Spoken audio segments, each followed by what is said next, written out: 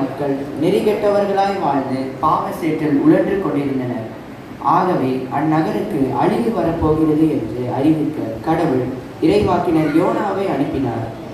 நினிவே மக்களும் யோனா அறிவித்ததை கேட்டு மனம் மாறி கடவுளின் மன்னிப்பை பெற்றனர். ஆனால் அதை கண்டு மனம் பொறாத யோனா சினம் கொண்டார். ஆனால் கடவுள் அவருக்கும் கருணை காட்டி தம் இயல்பை வெளிப்படுத்தினார். இதனை ஒரு குறுநாடகமாக காண்போம். காட்சி 1. நினிவே நகர மக்கள்.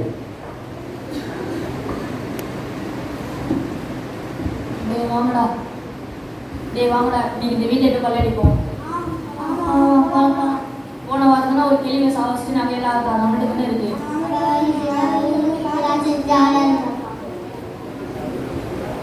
காட்சி 2. யோனா மண்டியிட்டு வேண்டிக் கொண்டிருக்கிறார். கடவுளின் வாக்கு அவருக்கு கேட்கிறது. யோனா, நீ போய் நினிவே நகர மக்களிடம், இன்னும் 40 நாட்களில் இந்த நகரை அழிக்கப் போகிறேன். அவர்களின் பாவம் மிக கொடியதாக இருக்கின்றது. நீ என் அன்பை அவர்களுக்கு எடுத்துச் சொல். காட்சி 3. யோனாவுக்கு என்ன செய்வது என்று புரியாமல் விழிக்கிறார். கடவுள் திடீரென்று மனம் மாறி இளைய மக்களை மன்னித்து விடுவார். நம்ம எங்கேயாவது ஓடிவிடலாம். காட்சி 4. கடற்கரைக்கு சென்று யோப்பாவிற்கு வந்த தர்சிசுக்கு சென்று கொண்டிருந்த கப்பலில் ஏறிக்கொண்டார்.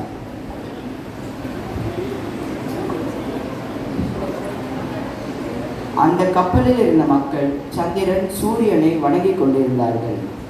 யோனா எதை பற்றியும் கவலைப்படாமல் ஜாலியாக கப்பலில் ஒரு மூலையில் தூங்கிக் கொண்டிருந்தார். காட்சி 5. சிறிது நேரத்தில் பெருங்காற்று வீசவே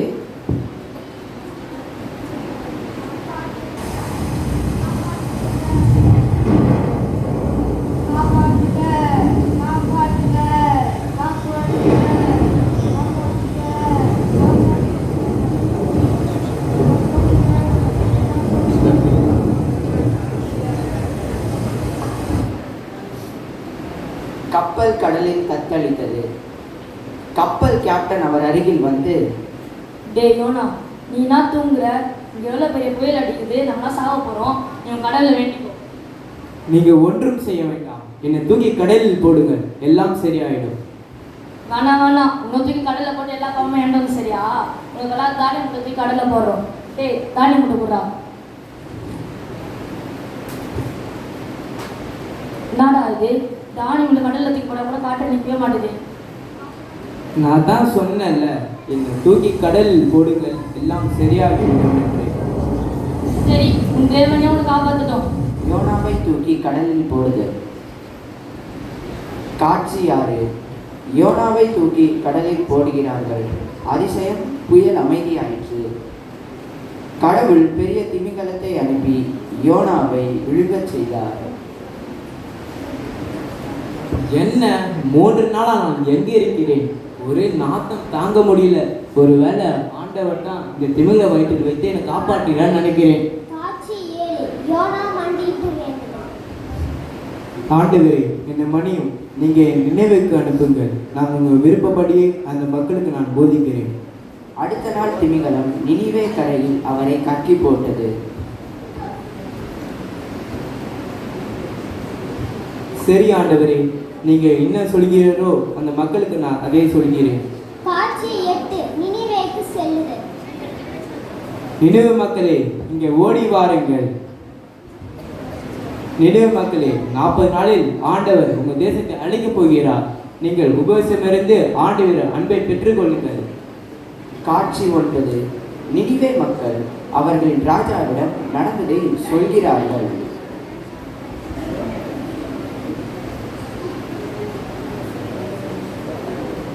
நினிவே ராஜா யோனாவிடம், நான் என்ன செய்ய வேண்டும்? மக்கள் எல்லாரையும் நாட்டில் உள்ள அனைவரையும் சாக்குடுத்தி நோம்பிருந்து ஆண்டவரிடம் மன்னிப்பு கேளுங்கள்.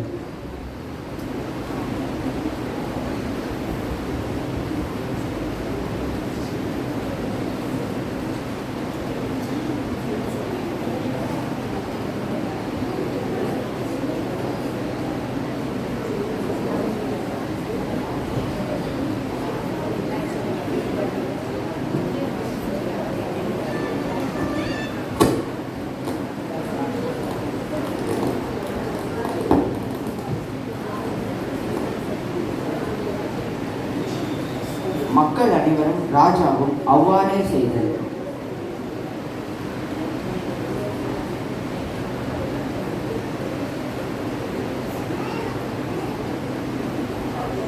காட்சி 10. ஆண்டவர் மனதை மாற்றிக்கொண்டு நினிவேவை அழிக்காமல் விட்டார். யோனா வருத்தத்துடன் ஆமணக்கு செடி அருகில் அமர்ந்து கொண்டிருந்தார்.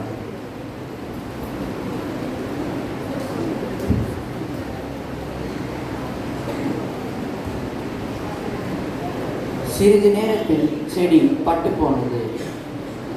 ஆண்டவர் யோனாவிடம், யோனா, நீ ஏன் வருத்தத்துடன் இருக்கிறாய்? ஆண்டவரே, நீங்கள் செய்தது எனக்கு பிடிக்கவில்லை. நான் முன்பே சொன்னேன், நீங்கள் உங்கள் பேச்சை மாற்றிக்கொள்வீர்கள். நினைவு மக்கள் மனமாறியுடன் அவர்கள் அழிக்காமல் விட்டீர்கள். யோனாவே, நான் இரக்கமுள்ள தேவன் என்று உனக்கு தெரியாதா? நீ நேற்று முளைத்து இன்று அழிந்து போகும் மணக்கு செடிக்காக பரிதவிக்கிறாயே. வழக்க எது இடக்க எது என்று தெரியாதா? இந்த ஜனங்களுக்கு இரக்கம் காட்டாமல் இருப்பேனோ? பின்பு யோனா கடவுளின் அன்பை புரிந்து கொண்டு கடவுளை புகழ்ந்தார்.